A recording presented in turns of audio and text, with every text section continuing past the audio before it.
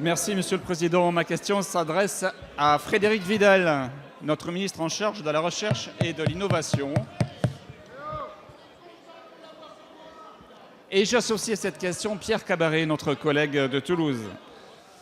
Mercredi dernier, s'est passé plein de choses, et notamment Ariane 5 a parfaitement réussi son 3e lancement de l'année depuis le centre spatial guyanais. Elle a mis en orbite 4 nouveaux satellites du programme européen Galileo. Ce nouveau succès permet désormais à la constellation Galileo d'être pleinement opérationnelle. C'est un projet d'indépendance stratégique porté par la France depuis 1993, puis par l'Europe depuis 2003. Il nous permet de disposer du système de navigation par satellite le plus précis, fiable et sécurisé qui servira en matière d'agriculture, de protection civile ou encore de transport. Cet outil donne à la France et à l'Europe une indépendance stratégique, aujourd'hui plus que nécessaire compte tenu de la versatilité américaine et de l'instabilité mondiale.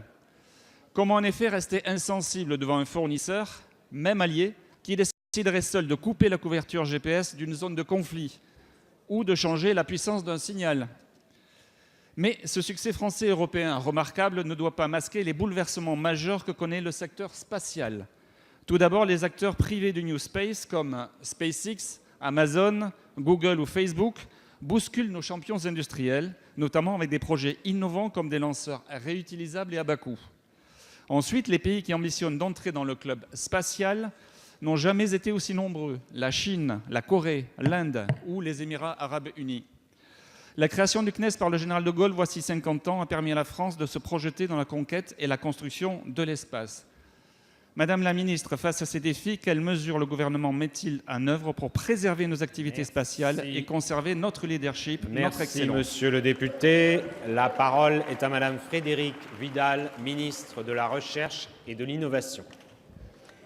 Merci, monsieur le président, mesdames et messieurs les députés, monsieur le député Jean-Luc Laglaise. Je me réjouis évidemment, comme nous tous ici, de ce 99e lancement avec succès d'Ariane 5. C'est un succès d'abord pour ce lanceur, Ariane 5, qui reconnaît l'excellence du CNES, mais aussi de l'Agence spatiale européenne ou encore de notre industrie, puisque le portage se fait par l'industrie européenne. C'est aussi le succès du centre spatial guyanais, qui est un endroit qui nous est envié internationalement, et c'est aussi le succès de Galileo, de la Commission européenne, et là encore du CNES, de l'ESA et du Centre spatial de Toulouse. C'est enfin un succès pour notre recherche qui a permis de travailler sur cette question de Galileo et de la localisation extrêmement précise.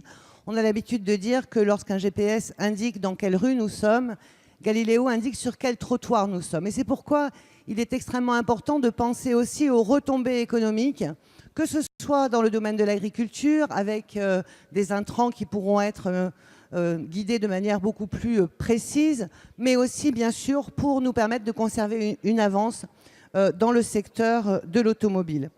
L'année 2018 représente un moment clé. Le 14 juin dernier, le Conseil de l'ESA a voté l'ensemble des financements pour le programme Ariane 6. La Commission européenne prévoit un investissement de plus de 16 milliards d'euros sur l'espace dans le prochain programme cadre. Et en ce qui concerne le New Space, nous développons à la fois Callisto, Themis ou encore Prometheus, le moteur à bas coût réutilisable, les satellites OneWeb au travers d'Airbus, et le CNES est en train de mettre en place un fonds Cosmi Capital qui nous permettra de répondre aux défis du spatial d'aujourd'hui. Je vous remercie. Merci, madame.